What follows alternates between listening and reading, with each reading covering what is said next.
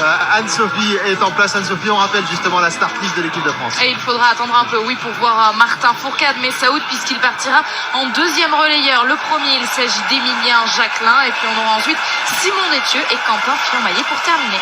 Balle de pioche tout de suite. Et on l'a vu dans le passé, quand on joue la victoire, c'est qu'en général, tout le monde réussit un beau relais et tout le monde reste devant tout au long de la course. Donc c'est ce qu'on espère pour cette équipe de France masculine. De la pression sur les épaules de l'équipe de France, de la pression aussi sur les épaules des Norvégiens avec Vetle Christiansen à l'image. Et on a vu Siegfried Mazé, l'entraîneur français de tir de l'équipe norvégienne. Regardez ce départ.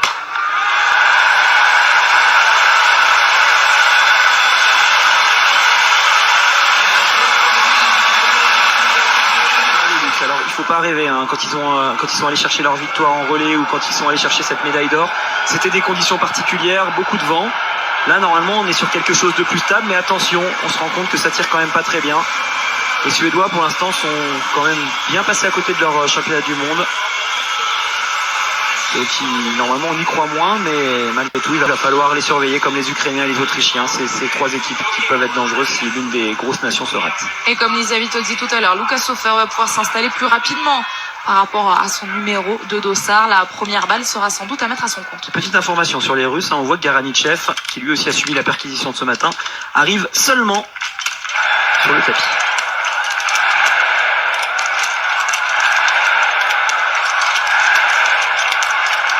Le tir très rapide d'Eric Lesser va lui permettre de ressortir avec Emilien Jacquelin, avec Vetle Christiansen.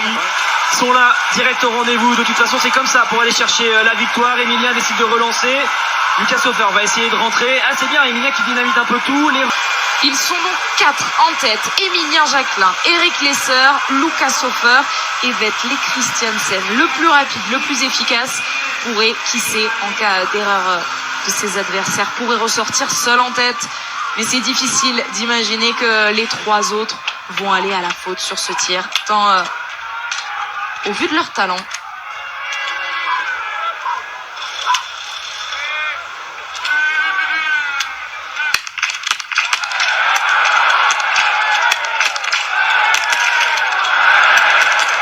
Il a failli nous faire une Dorothée Avireur, Emilien Jacquelin. Malheureusement, il y en a une qui est dehors. Attention à l'Allemand qui gère pour l'instant très bien. C'est lui qui va sortir en tête. Finalement, Eric Lesser, tout en gestion, mais Emilien est là et je pense qu'il peut faire la différence dans le dernier tour. On a accompagné tout de suite d'Emilien Jacquelin puisque Lucas Hofer et Vetle Christiansen sont encore sur ce pas de tir. Il leur reste une cible chacun. Lucas Hofer repart à la faute. Il repart à la faute aussi, le Norvégien. Et Eric Lesser qui a fait du bruit. Il a fait des gestes en direction de la tribune pour que ça mette l'ambiance, pour mettre la pression à Christiansen qui est toujours sur sa tour de pénalité. C'est peut-être là qu'il fallait pas se rater pour l'Allemagne et la France. Allez, Martin Fourcade face à Horn. Horn, il va quand même se retrouver dans une situation qu'il a quasiment jamais connue dans sa carrière. Eh bien oui, Alexis, puisqu'il dispute ses tout premiers mondiaux, Philippe Horn. Il dispute donc ce tout premier relais mondial et il va être à côté d'un monstre en la personne de Martin Fourcade, deuxième relayeur donc. Et c'est là que c'est encore plus intéressant, Alexis, parce qu'on en a parlé beaucoup de cette place. On vous en a parlé dans l'avant-course. Martin Fourcade jouit de statistiques de tir absolument impressionnantes depuis le début de l'année, mais aussi depuis le début de la saison tout simplement. Il est le biathlète qui tire le mieux. À lui de nous le prouver une nouvelle fois.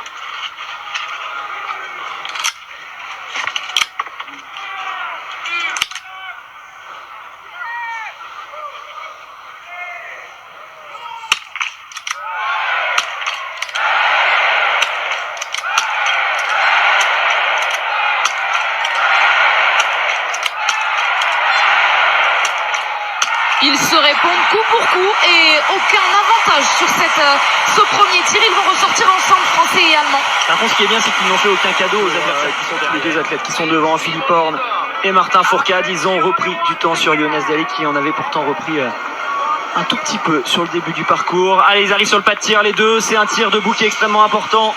Martin doit rester dans ce qu'il sait faire sur les courses individuelles, ne pas s'occuper de l'Allemand.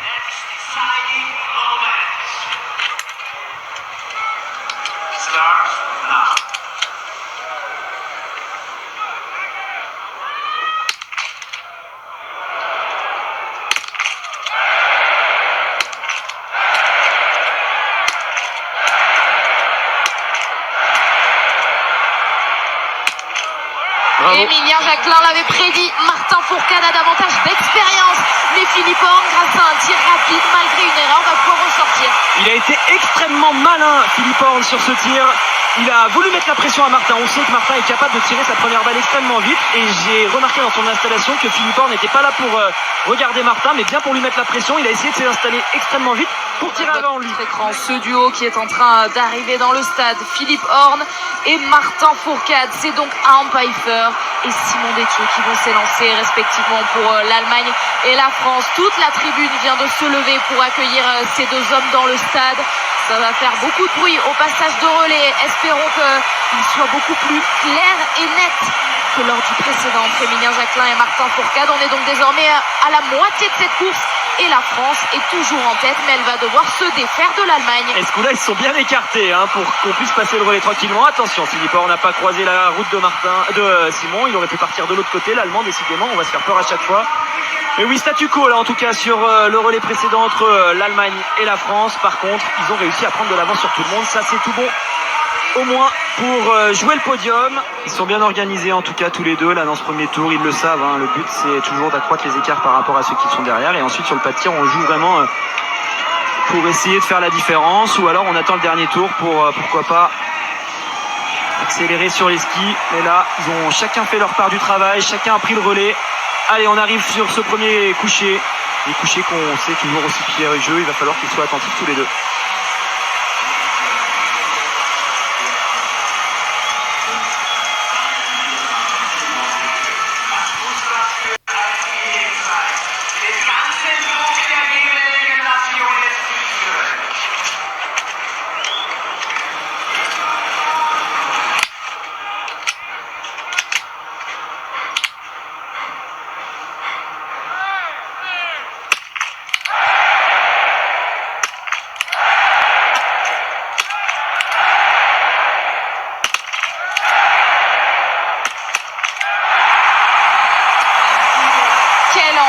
Pfeiffer ressort en tête sous les applaudissements. Il va être suivi par Simon Détieux.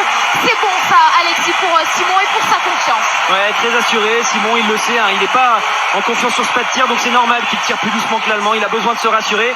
Et là, c'est chose faite. Allez, bien s'employer pour tout de suite essayer de rentrer dans les skis de Pfeiffer. Surtout pas l'annoncer comme faible sur ses tirs debout. C'est un athlète avec énormément d'expérience et il est capable d'aller chercher le 5 sur 5 malgré ses doutes actuels.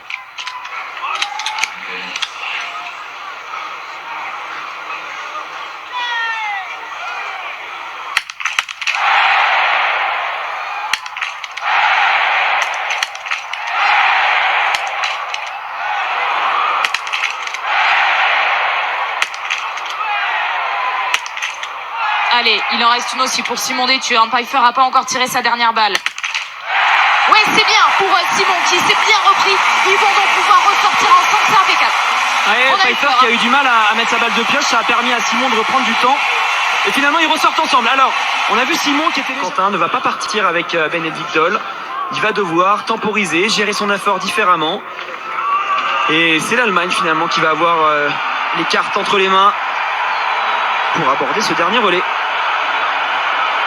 Et il va être donné dans un boucan pas possible, ce relais avec toute cette tribune qui est en train d'accueillir Arne Pfeiffer. L'Allemagne est en tête de ce relais des championnats du monde. Bénédicte Doll va prendre le relais. Alors avec 10, avec 15 secondes, on va le voir dans quelques instants sur l'équipe de France.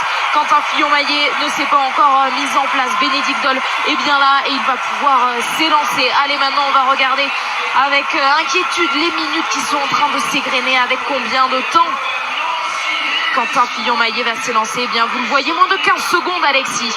Ouais, 12 secondes, 6. Allez, Quentin va pas pouvoir rentrer facilement sur l'Allemand qui est quand même extrêmement rapide. Avec peut-être des émotions qu'on n'avait pas forcément abordées et auxquelles on n'avait pas forcément pensé avant cette course. Mais en tout cas, il est en train de gérer son effort. Normalement, il est en forme. Il n'y a aucune raison qu'il ne le soit pas. Il était extrêmement rapide depuis le début de ces mondiaux. Il va arriver avec ses 15 secondes de retard sur l'Allemand. Il est déjà à la moitié du pas de tir. Quentin Fillon-Maillet, vous le voyez, avant le tir de Bénédicte Doll.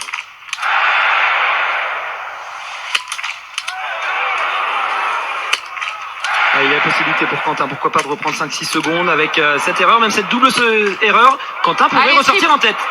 Allez, 3 erreurs pour Bénédicte Doll qui va avoir 3 balles de pioche pour faire tomber ses cibles.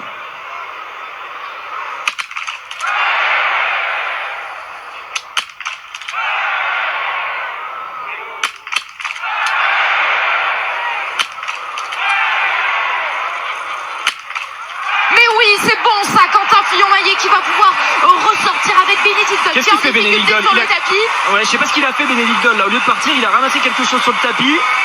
Et ben finalement, ça va permettre à Quentin de prendre 2-3 secondes d'avance sur l'Allemand. Alors on reverra peut-être l'image, mais c'est surprenant là d'avoir vu l'Allemand hésiter comme ça avant de se relever. Je sais pas s'il a cru qu'il avait raté sa balle, il est peut-être allé chercher une pioche. Regarde cet écart, j'en profite pour remarquer qu'il y a eu 11 pioches et un anneau de pénalité pour l'équipe de Norvège, quand il y a seulement eu 2 pioches pour cette équipe de France. Ouais, pour l'instant c'est là que ça tient, hein. C'est vraiment au niveau du tir. On voit que ça fait à peu près jeu égal avec l'Allemagne sur les skis. Mais il va falloir tenir jusqu'au dernier tir et on s'en approche justement de ce dernier tir. Allez, Quentin qui est en train d'arriver sur cette fameuse relance avant d'aborder la dernière descente bien raide qui vous envoie sur le stade. Pensez à récupérer, pensez à souffler, pensez à faire le vide de toutes ces émotions qui doivent envahir son esprit et aller se faire plaisir en cherchant un beau dernier tir. Je pense qu'à tir égal, c'est Quentin qui a l'avantage face à l'Allemand. Par contre, on le voit, il n'y a pas de place à l'erreur. Si l'Allemand est parfait, il pourrait repasser devant le Français. Il arrive dans ce stade, Quentin Fillon-Maillet, les cibles sont juste là. Et la victoire, le titre mondial pour l'équipe de France, elle est là, elle aussi. Au bout de cette carabine, la carabine de Quentin Fillon-Maillet, déjà médaillé sur ces mondiaux. L'homme en forme de ces mondiaux, en tout cas sur la piste. Allez, il doit le prouver désormais derrière la carabine, avant les mass start de demain. Allez, on va le chercher ce titre, Quentin, c'est parti. Dernier tir sur ce tapis numéro 1, c'est eux qui sont en tête. Gardez cet avantage pour pouvoir arriver avec le drapeau sur la ligne d'arrivée. 5 balles à tirer pour Quentin Fillon-Maillet désormais.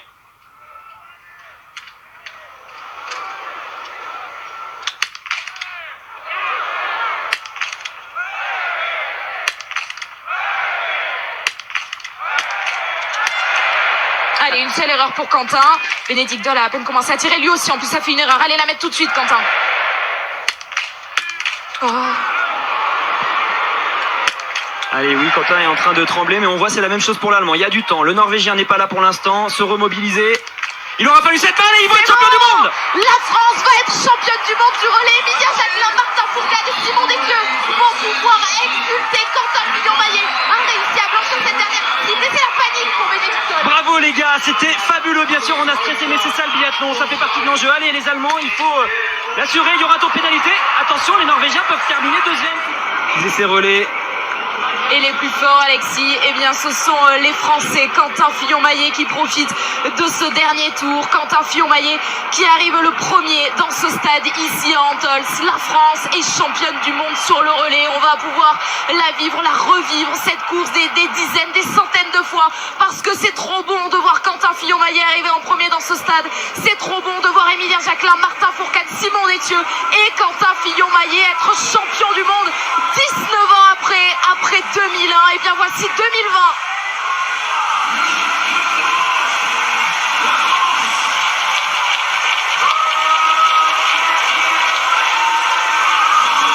Ah, c'est génial, quel bonheur pour Martin Fourcade, oui Alexis, vous le disiez, qui attendait cette ligne à son palmarès, ce titre avec le relais. Eh bien le voici, lui qui comptait 4 médailles dans ce format, mais pas la moindre médaille d'or.